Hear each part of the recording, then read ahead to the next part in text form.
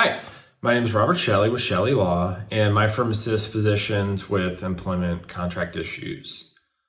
One question I get a lot from people just coming out of training is, do physicians get signing bonuses? And the answer to that is yes. And we'll kind of get into who gives signing bonuses, what's like an average value of a signing bonus, and then do you have to pay it back ever?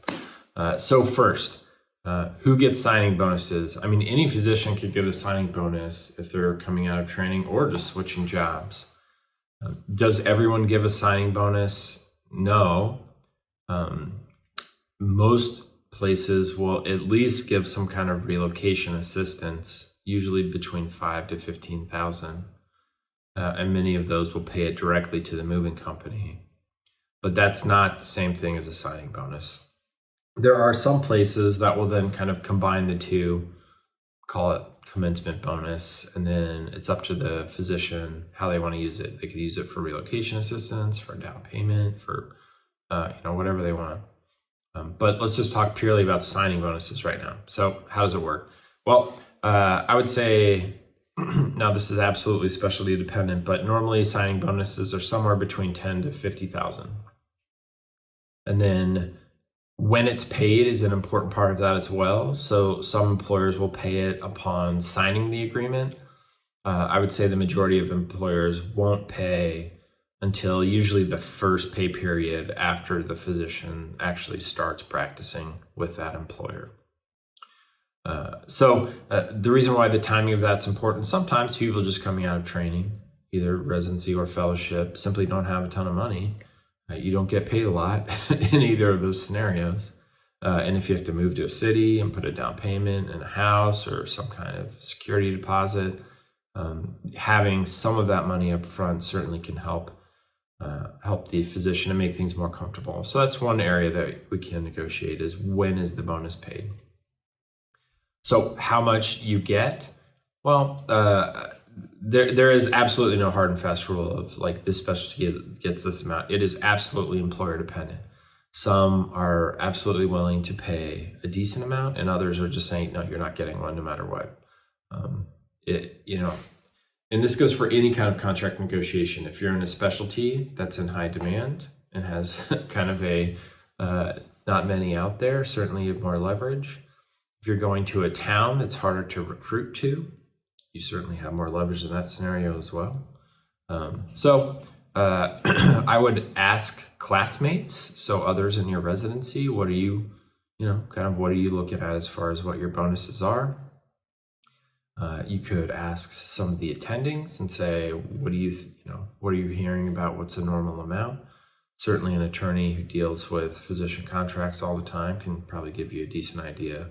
But I'm telling you, it really can vary wildly between cities and states and different employers. So another thing to think about is almost every signing bonus is going to have some kind of repayment obligation attached to it if the physician leaves within a certain period of time. So normally, the initial term of an agreement, how long it lasts, is going to be somewhere between 1 to 3 years. And so many employers will tie whether the signing bonus has to be paid back to that initial term. And then they'll have some kind of forgiveness associated with it. So I'll just use a couple examples. So let's say a physician joins practice, it's a 3-year initial term. Then the employer could say, all right, for every month that you're here, 1/36 of that signing bonus is forgiven. So you stay for the 3 years. You don't have to pay anything back. Others can do it quarterly. Some will do it yearly.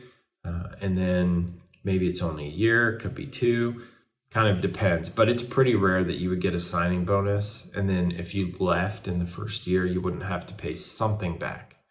So that's something to think about when you're accepting a job is, all right, how much am I getting up front? And then what am I going to have to pay back if I decide to leave the job before the initial term ends?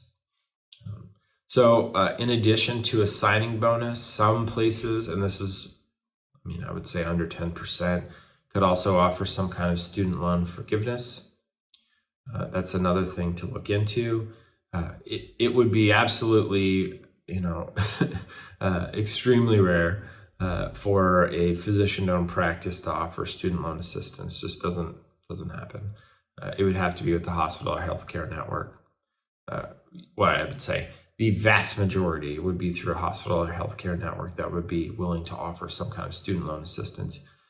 And in that case, there's usually no repayment obligation. It's just the employer would say, all right, we're going to give you $100,000 for student loan forgiveness, and then we're just going to pay, a certain amount of that $100,000 over the course of 3-5 years, whatever it is, and then they'll just pay it at the end of the month, and that's kind of the forgiveness. So the physician would never have to pay anything back. So it certainly is worth negotiating a signing bonus. It needs to be reasonable. The worst thing a physician can do is ask for something that's just like completely unreasonable, that either makes them look like they have no idea what's going on or greedy.